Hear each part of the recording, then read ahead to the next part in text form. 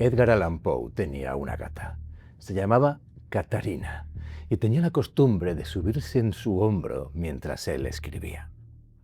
Cuando la mujer de Poe, Virginia, moría de tuberculosis, Catarina se subía sobre su pecho en la cama para darle calor en aquella casa sin calefacción. Poe amaba a los animales, los amaba de verdad.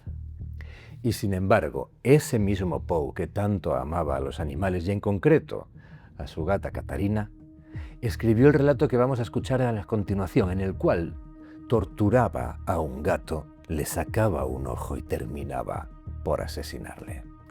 Soy Márquez Resoto y en este canal grabo y analizo relatos e historias clásicas de Lovecraft, Poe, Stevenson y muchos otros. Hoy vamos a hablar de uno de los relatos de terror más perfectos que jamás se han escrito y de los más estremecedores, El gato negro, de Edgar Allan Poe. Pero no nos vamos a quedar ahí. También vamos a hablar acerca de por qué Edgar Allan Poe, que tanto amaba a los gatos, escribió una historia tan terrible como esta.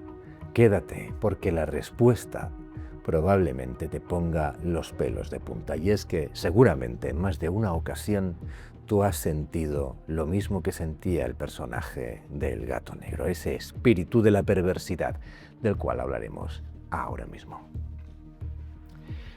¿Qué pasa por la cabeza de alguien que aun amando algo, aun queriéndolo, lo destruye? ¿De dónde viene esa contradicción? Para responder a esta pregunta no basta únicamente con leer el cuento, tenemos que entender también cómo funcionaba la mente de Edgar Allan Poe, porque aquí hay una gran mentira en la que todos hemos sido engañados. Todos pensamos en Poe como ese escritor maldito, opiómano, borracho, que vivía en la indigencia y que de esos terrores personales y como desahogo, de esas musas oscuras, extraía la tinta con la cual escribía los poemas y las historias que a día de hoy siguen todavía poniéndonos los pelos de punta. Y sin embargo eso no es cierto. Porque si algo hemos aprendido leyendo la obra de Poe, como en Los crímenes de la calle Morgue, que también hemos tratado aquí en el canal, es que la mente de Poe funcionaba como una máquina, con una lógica precisa e implacable. Nada de lo que escribía Poe estaba sujeto al capricho, a las musas o a los efluvios del alcohol o las alteraciones del opio. Nada. Y de hecho el mismo Poe lo constató así en su ensayo Filosofía de la composición. Un ensayo de unas pocas páginas en las cuales explicaba a sus lectores cómo había escrito su obra más famosa. Estoy hablando de El Cuervo.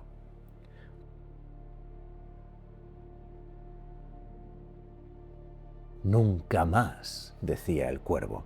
Nevermore, decía en inglés. Y el propio Poe explicaba en esa filosofía de la composición que todo en ese poema, el más famoso de su producción, aquel que le pedían una y otra vez que declamase cada vez que se encontraba con alguien o era invitado a algún sarao de la época, no era fruto de la inspiración, sino de la exudación, del sudor, de horas de trabajo. La propia elección de la palabra nevermore surgió simplemente porque buscaba una palabra que sonase ominosa, larga, y de ahí ese nevermore, que en inglés se alarga de esa manera y que tan difícil es de traducir a otros idiomas.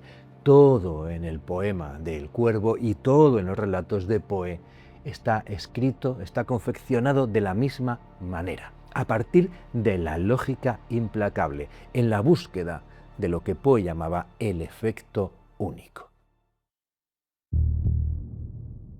Un relato es una obra muy diferente de una novela. En un relato tenemos menos personajes, menos escenarios, menos desviaciones de la trama principal y, sobre todo, según Poe y según muchos otros de los cuales yo me encuentro, un relato debe conducirnos ineludiblemente hacia un efecto único. Todo lo que está incluido en un relato tiene que estar medido con escuadra y cartabón, con cinta métrica. No puede haber una palabra que sobre. Todo, cada coma, cada punto, cada rima interna, cada idea que se repite, cada idea que se presenta y luego es retomado como una pistola de Chekhov, tiene que estar hecho a propósito para poder conseguir ese efecto único del relato. Una novela es un campo de batalla, una novela es un grupo de soldados pegándose tiros desde las trincheras. Sin embargo, un relato es un francotirador desde una azotea que apunta a tu cabeza con una sola idea, dispara y, si el autor es bueno, da en el blanco.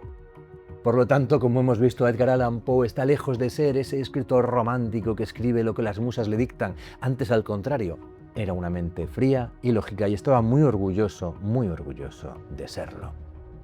Por lo tanto, ¿cuál es el mayor terror para una persona de este estilo? ¿Dónde reside el verdadero terror? ¿En que alguien te devore por la noche? ¿En que te conviertas en un zombi, en un vampiro? ¿Que los muertos salgan de las tumbas? ¿Que conciencias ominosas de más allá de nuestra dimensión nos traten como hormigas o que ni siquiera sepan o reparen en nuestra existencia como haría Lovecraft? No. Para alguien como Poe, el verdadero terror consiste, en primer lugar, en perder la cordura. Y sobre todo, en ser consciente mientras la estás perdiendo. Fijaos cómo empieza El gato negro. Sin embargo, yo no estoy loco, y ciertamente no sueño. El narrador está en el corredor de la muerte y no le preocupa su fallecimiento al día siguiente. Lo que de verdad le preocupa es defender su cordura. Eso es lo que más le preocupa. Demostrar que su mente sigue funcionando, sigue siendo capaz de razonar. Y a continuación dice esto. Quizá más tarde se encontrará una inteligencia que reducirá mi fantasma a su estado natural. Inteligencia más calmada, más lógica y sobre todo menos excitable que la mía. ¿Lo has oído? El narrador está pidiendo ayuda, está pidiendo una mente fría y analítica capaz de desbrozar las causas y efectos que a él, por no ser capaz de entenderlas, le producen tal horror, porque entiende que no puede haber nada sobrenatural, que tiene que haber una explicación lógica que a él se le escapa. Está pidiendo un detective, está pidiendo que Auguste Dupin acuda en su auxilio. Es perder la razón aquello que preocupa a Poe. Y es lo que está detrás del gato negro, es lo que está detrás del corazón del Atar, de la caída de la casa Usher y de tantas otras historias. Pero ahora ha llegado el momento que volvamos a la pregunta original. ¿Qué puede provocar que alguien que ama profundamente algo sienta de pronto el deseo irrefrenable de hacerle daño? La respuesta que nos da aquí es una respuesta que no nos deja dormir por las noches, y es que tal vez esa gente de la que oímos hablar en los telediarios no eran distintos de ti y de mí. Poe lo bautiza con un nombre: el espíritu de la perversidad.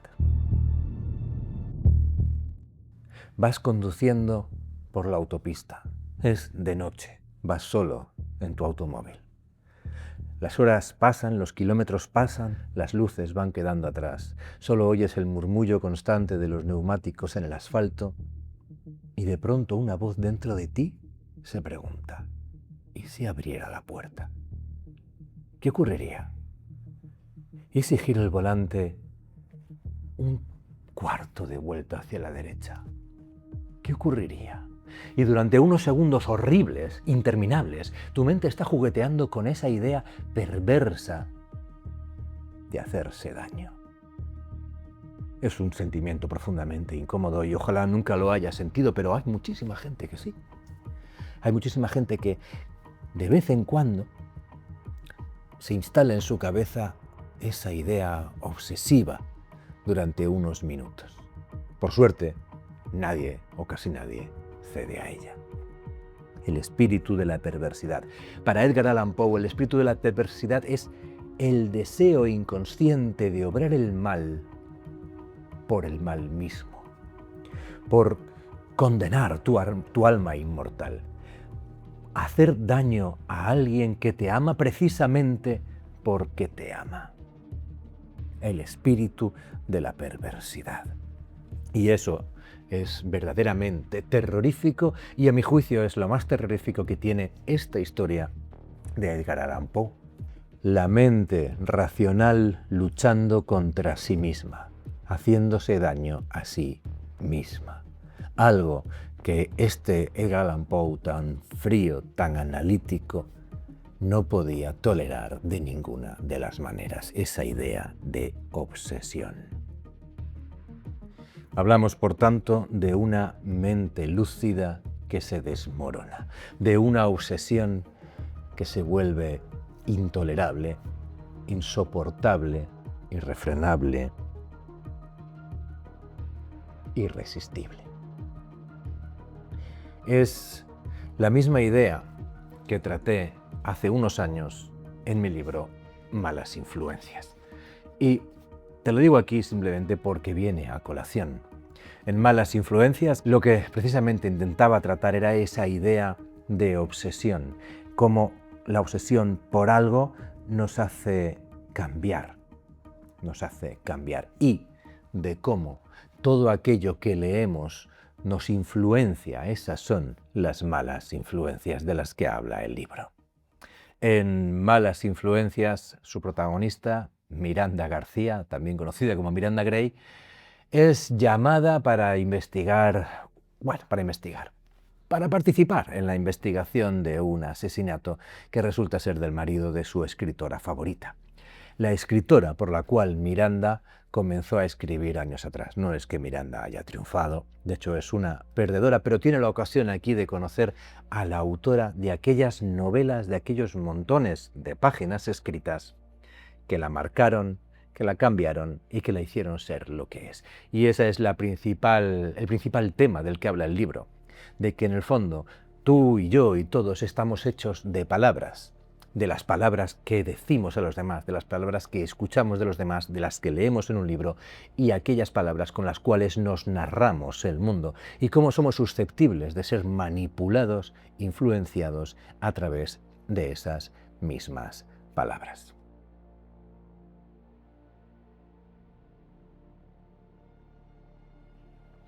Si te interesa este tipo de historias, lo que cuento aquí lo puedes encontrar en Amazon, tanto en versión Kindle como en papel. Tapa blanda, la que tengo aquí en la mano, y también tapa dura. El relato entero es un engranaje de precisión. Y ahora lo vas a poder escuchar íntegramente en formato audiolibro, dramatizado, con mi voz, sin inteligencia artificial, como debe ser.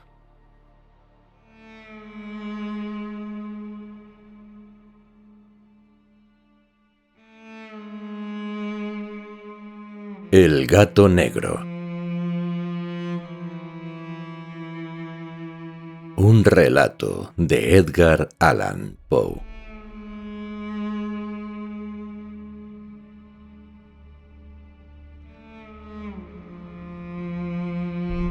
Respecto a la más extraña y, sin embargo, más familiar historia que voy a narrar por escrito, no aguardo ni solicito crédito alguno. Verdaderamente sería insensato esperarlo en un caso en que mis sentidos arrojan su propio testimonio. Sin embargo, yo no estoy loco y ciertamente no sueño. Pero mañana me aguarda la muerte y hoy quisiera aliviar mi alma.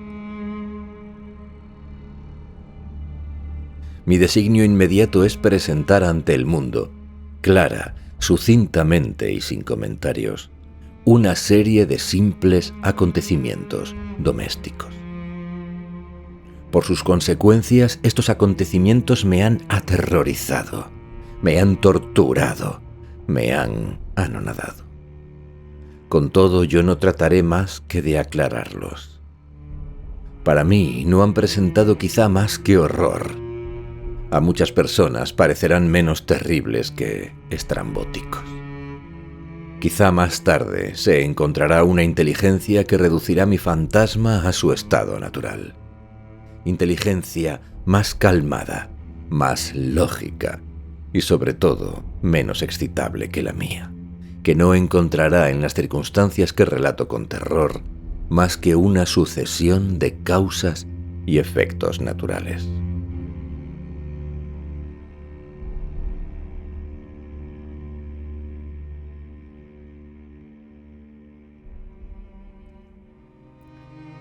En mi infancia había sido conocido por la docilidad y humanidad de mi carácter.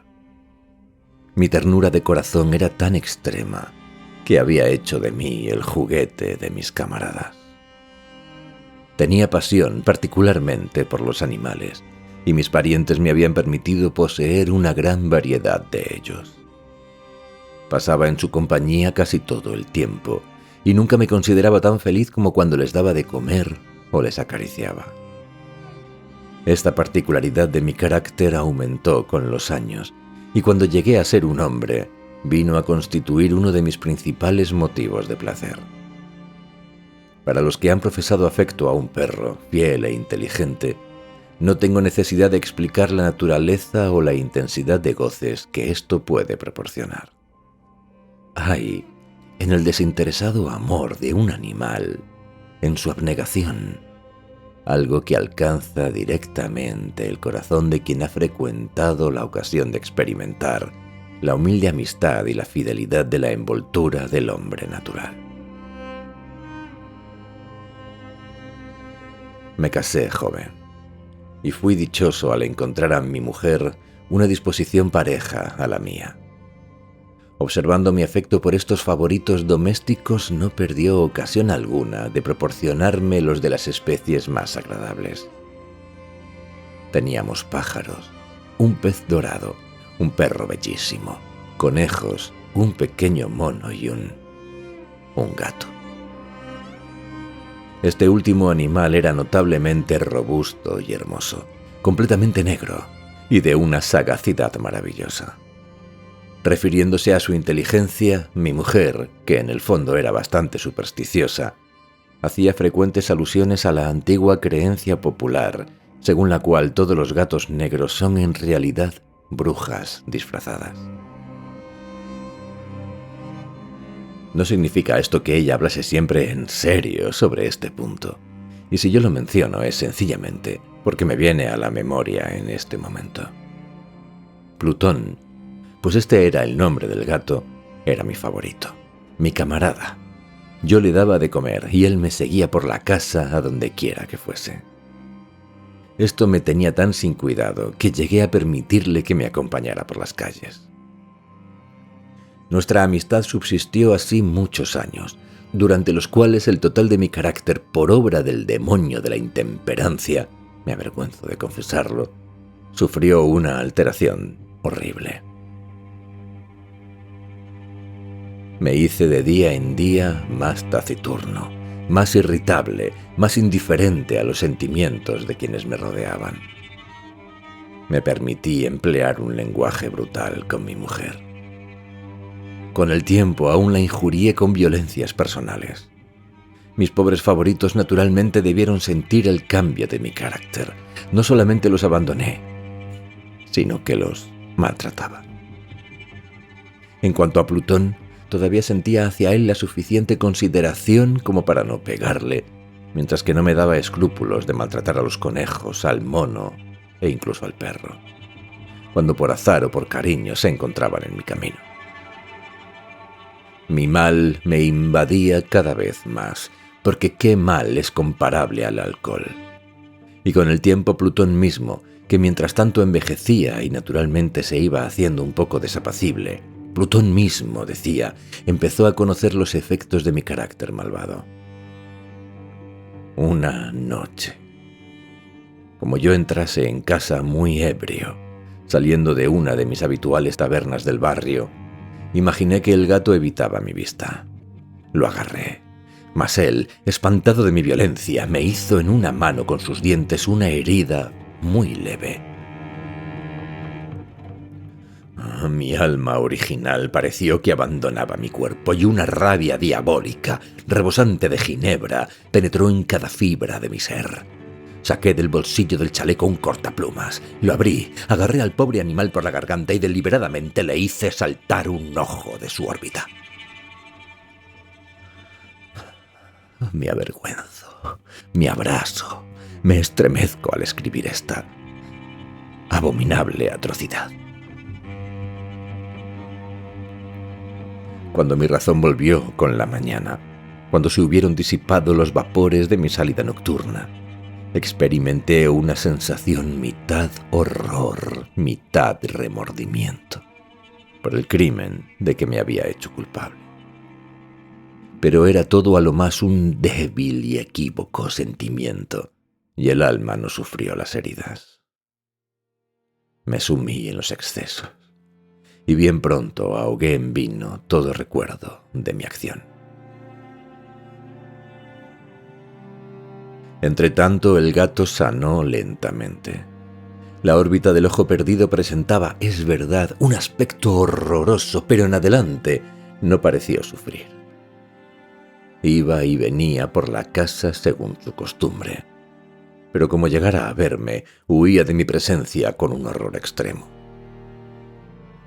Me restaba lo bastante de mi antiguo corazón para sentirme afligido por esta antipatía evidente de parte de un ser que tanto me había amado otras veces. Pero este sentimiento dio bien pronto lugar a la irritación. Y entonces apareció como para mi postrera o irrevocable caída el espíritu de la perversidad.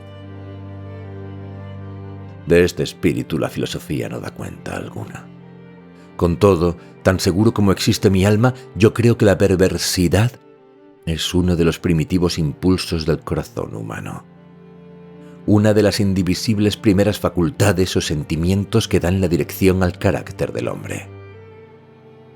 ¿Quién no se ha sorprendido 100 veces cometiendo una acción sucia o vil por la sola razón de que sabía que no debía cometerla?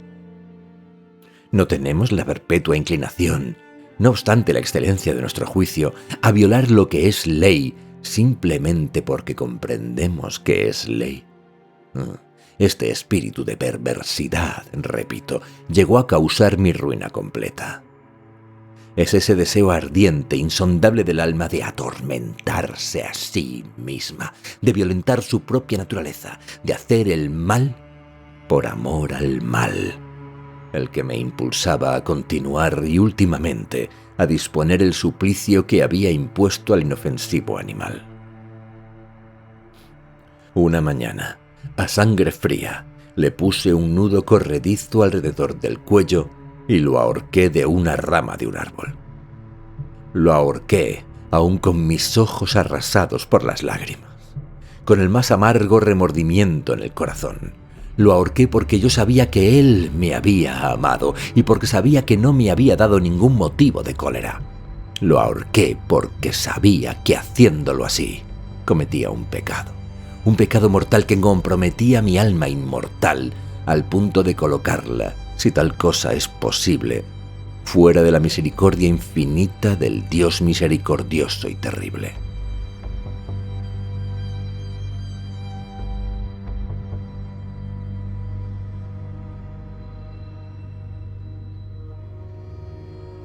En la noche que siguió al día en que fue concebida esta cruel acción, fui despertado por los gritos de fuego. Las cortinas de mi lecho estaban convertidas en llamas. Toda la casa estaba ardiendo. No sin gran dificultad escapamos del incendio mi mujer, un criado y yo. La destrucción fue completa. Perdí toda mi fortuna y entonces me entregué a la desesperación. No pretendo establecer una relación de la causa con el efecto, entre la atrocidad y el desastre.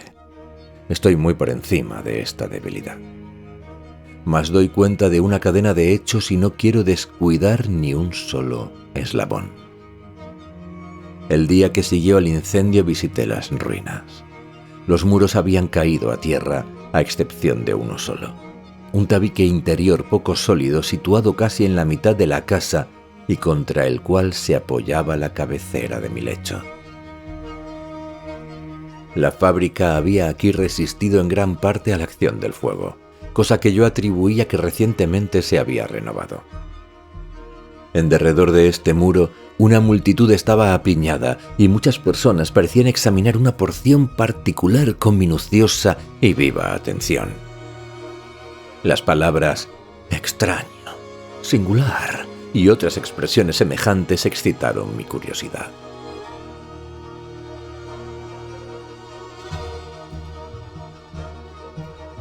Me aproximé y vi semejante a un bajorrelieve, esculpido sobre blanca superficie, la figura de un gato gigantesco. La imagen estaba copiada con una exactitud verdaderamente maravillosa. Había una cuerda alrededor del cuello del animal.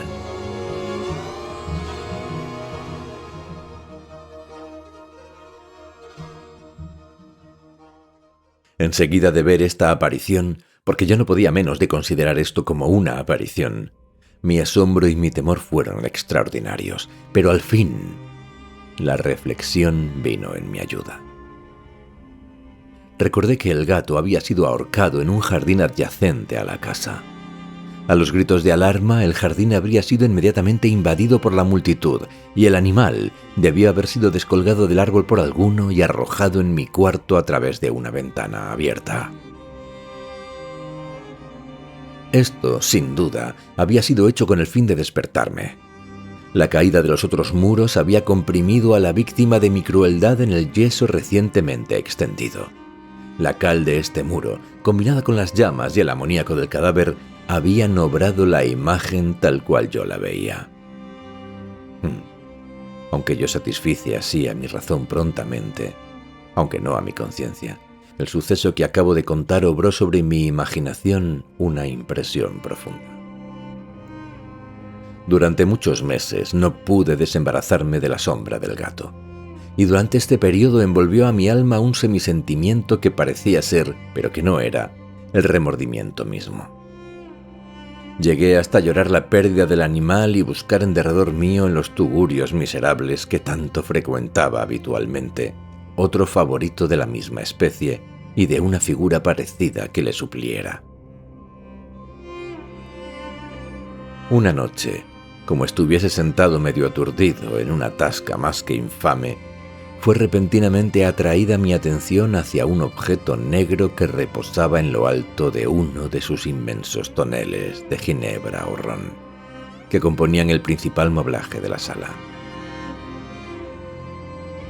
Hacía algunos momentos que miraba a lo alto de este tonel y lo que me sorprendía era no haber notado, desde luego, el objeto colocado encima. Me aproximé, tocándole con la mano. Era un gato negro, un enorme gato, al menos tan grande como Plutón, igual a él en todo, excepto en una cosa. Plutón no tenía ni un pelo blanco en todo el cuerpo, al par que éste tenía una salpicadura larga y blanca, mas de una forma indecisa, que le cubría casi toda la región del pecho. Apenas le hube tocado cuando se levantó súbitamente. Prorrumpió en un ronco y continuo ronroneo. Se frotó contra mi mano y pareció encantado de mi atención. Era, pues, el verdadero animal que yo buscaba. Enseguida propuse al dueño de la tasca comprarlo, pero éste no se dio por entendido. No le conocía, no le había visto nunca hasta aquel momento. Continué mis caricias y cuando me preparaba a volver a mi casa, el animal se mostró dispuesto a acompañarme. Permitíle hacerlo, agachándome de cuando en cuando para acariciarle mientras caminaba. Cuando llegó a mi casa se encontró como en la suya, y llegó a ser enseguida gran amigo de mi mujer. Por mi parte, bien pronto sentí nacer la antipatía contra él. Era casualmente lo contrario que yo había esperado, pero no sé ni cómo ni por qué sucedió esto. Su evidente ternura me disgustaba, fatigándome casi. Lentamente estos sentimientos de disgusto y fastidio llegaron hasta la amargura del odio. Evitaba su presencia y una especie de sensación de vergüenza y el recuerdo de mi primer acto de crueldad me impidieron maltratarle. Durante algunas semanas me abstuve de pegar al gato o golpearle violentamente. Llegué a tomarle un indecible horror y a huir silenciosamente de su odiosa presencia como de la peste. Lo que aumentó sin duda mi odio contra el animal fue el descubrimiento que hice en la mañana después de haberlo traído a casa, que como Plutón, él también había sido privado de uno de sus ojos. Esta circunstancia no contribuyó más que a hacerle aún más querido a mi mujer, que como ya he dicho, poseía en alto grado esta ternura de sentimiento que había sido mi rasgo característico y el manantial frecuente de mis más sencillos y puros placeres. Sin embargo, el cariño del gato para conmigo parecía acrecentarse en razón directa de mi aversión contra él. Seguía mis pasos con una tenacidad que sería difícil hacer comprender al lector. Cada vez que me sentaba, él se acurrucaba bajo mi silla o saltaba sobre mis rodillas, cubriéndome de sus caricias horrorosas. Si me levantaba para andar, él se metía entre mis piernas y casi me dejaba caer al suelo, o bien introduciendo sus largas y agudas garras en mis ropas, trepaba de esta manera hasta mi pecho. En estos momentos, aunque yo deseaba matarle de un golpe, me detenía. En parte por el recuerdo de mi primer crimen, pero principalmente, debo confesarlo, por el verdadero terror que me causaba el animal. El terror no era positivamente el terror de un mal físico, y sin embargo me sería muy difícil definirlo de otra manera. Estoy casi avergonzado de confesarlo. Sí, aun en este lugar de criminales, casi me avergüenzo al confesar que el terror y el horror que me inspiraba el animal se habían aumentado por una de las más grandes quimeras que me es posible concebir. Mi mujer había llamado mi atención más de una vez sobre el carácter de la mancha blanca de la que he hablado y que constituía la única diferencia visible entre el nuevo animal y el que yo había matado. El lector recordará sin duda que esta marca, aunque grande, estaba primitivamente indefinida en su forma. Pero lentamente, por grados imperceptibles, y que mi razón se esforzó largo tiempo en considerar como imaginarios, había tomado a la larga una rigurosa precisión de contorno. Era, pues, la imagen de un objeto que me hace estremecer al nombrarlo. Era lo que sobre todo me hacía tener al monstruo horror y repugnancia, y que me habría impulsado a librarme de él si me hubiera atrevido. Era, pues, como digo, la imagen de una cosa horrorosa y siniestra. La imagen de la horca. Ah, lúgubre y terrible máquina. Máquina del horror y del crimen, de agonía y de muerte. Y he aquí que yo era un miserable más allá de la miseria posible de la humanidad. Una bestia bruta, de la cual yo había con desprecio destruido al hermano. Una bestia bruta creando para mí, hombre formado a la imagen del Dios Altísimo, un tan grande e intolerable infortunio. Ay, yo no conocía el descanso del reposo ni de día ni de noche. Durante el día el animal no me dejaba ni un instante, y en la noche a cada momento, cuando salía de mis sueños llenos de angustia indefinible, era para sentir el tibio aliento de la alimaña sobre mi rostro, y su inmenso peso, encarnación de una pesadilla que yo era impotente para sacudir, posada eternamente sobre mí. Corazón.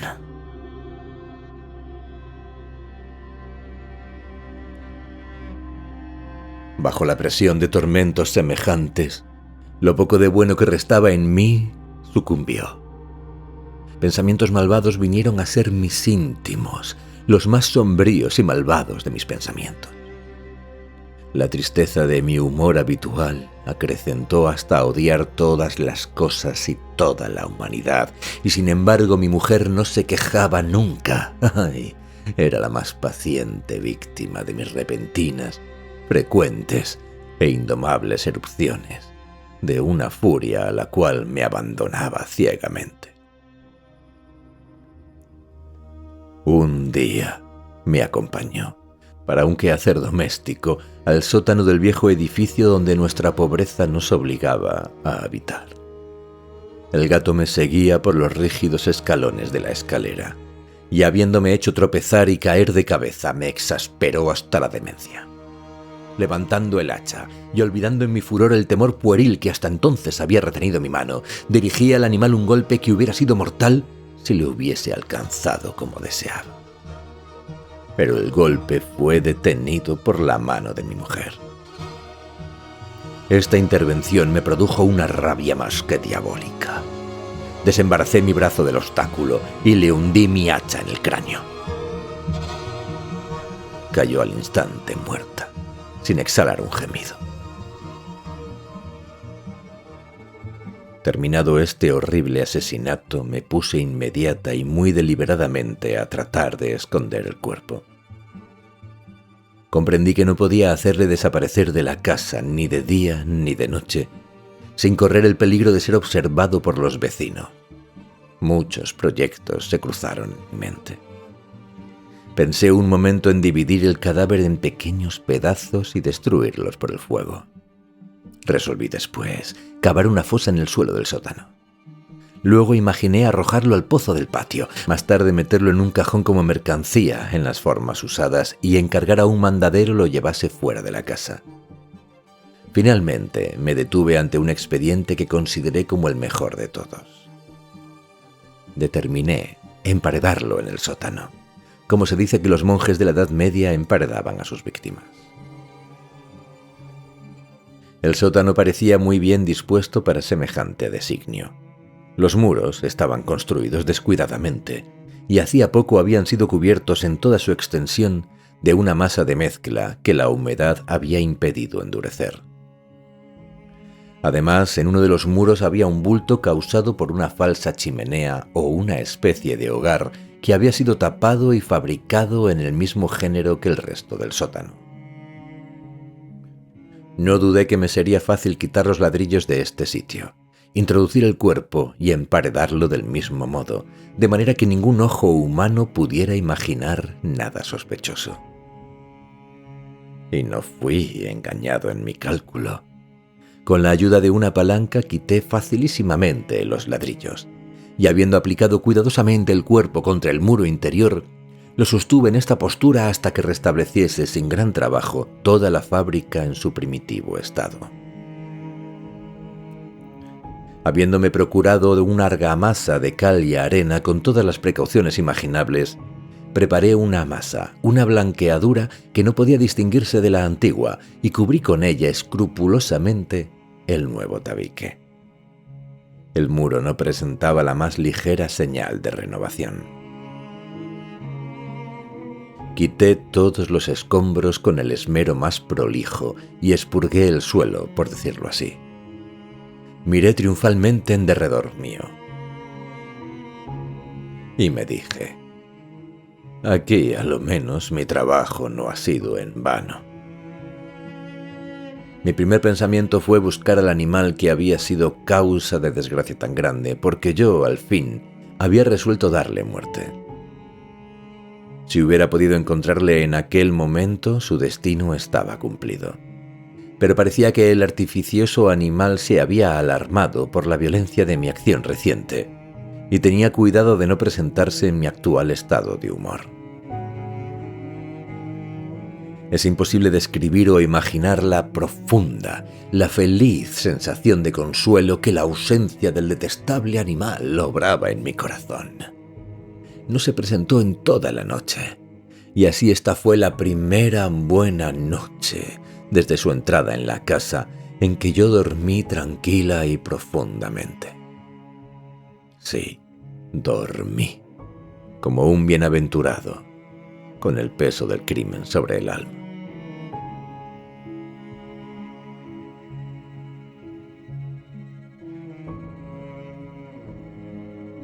Pasaron el segundo y el tercer día, y sin embargo no vino mi verdugo.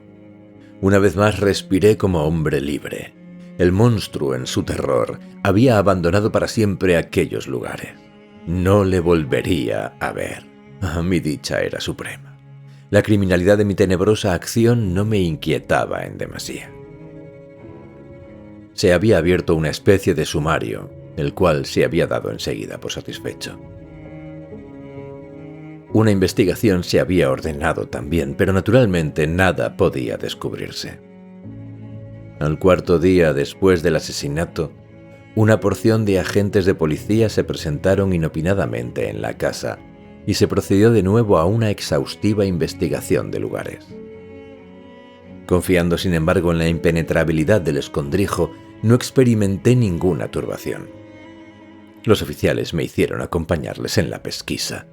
No dejaron de inspeccionar ni un rincón, ni un ángulo. Por fin, por tercera o cuarta vez, bajaron al sótano.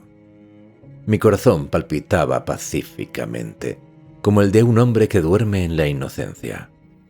Recorrí de punta a punta el sótano, crucé mis brazos sobre el pecho y me paseé descuidadamente de un lado para otro. La justicia estaba plenamente satisfecha y se preparaba a marchar. La alegría de mi corazón era demasiado fuerte para ser reprimida. Me quemaba el deseo de decir una palabra, solo una palabra, en señal de triunfo, y hacer doblemente palpable así la convicción acerca de mi inocencia. «Caballeros», dije al fin cuando los agentes subían la escalera, «estoy satisfecho por haber desvanecido vuestras sospechas. Os deseo a todos buena salud y un poco más de cortesía. Sea dicho de paso, caballeros, ved aquí una casa singularmente bien construida». En mi rabioso deseo de decir alguna cosa con aire deliberado, entendía apenas lo que decía. «Yo puedo asegurar que esta es una casa admirablemente construida. Estos muros... Vais a marcharos, caballeros. Estos muros están fabricados sólidamente». Y aquí, por una fanfarronada frenética, golpeé fuertemente con un bastón que tenía en la mano justamente sobre la pared del tabique detrás del cual estaba el cadáver de la esposa de mi corazón. ¡Ah! Que al menos Dios me proteja y me libre de las garras del archidemonio. Apenas el eco de mis golpes turbaron el silencio, una voz me respondió del fondo de la tumba. Un lamento primero, velado y entrecortado como el sollozo de un niño. Luego, enseguida, inflamándose en un grito prolongado, sonoro y continuo, anormal y antihumano, un aullido, un alarido mitad horror, mitad triunfo, como solamente puede salir del infierno. Horrible armonía brotando a la vez de las gargantas de los condenados en sus torturas y de los demonios regocijándose en su condenación. Contaros mis pensamientos sería insensato. Me sentí desfallecer y caí tambaleando contra el muro opuesto. Durante un momento, los agentes colocados sobre los escalones quedaron inmóviles, estupefactos por el terror. Un instante después, una docena de brazos robustos caían demoledores sobre la pared que vino a tierra de un golpe. El cuerpo, ya muy destrozado y cubierto de sangre cuajada, estaba frente a los ojos de los espectadores. Y sobre su cabeza, con las rojas fauces dilatadas y el ojo único despidiendo fuego, estaba colocada la abominable bestia cuya astucia me había inducido al asesinato y cuya voz acusadora me había entregado al verdugo. Yo había emparedado al monstruo en la tumba.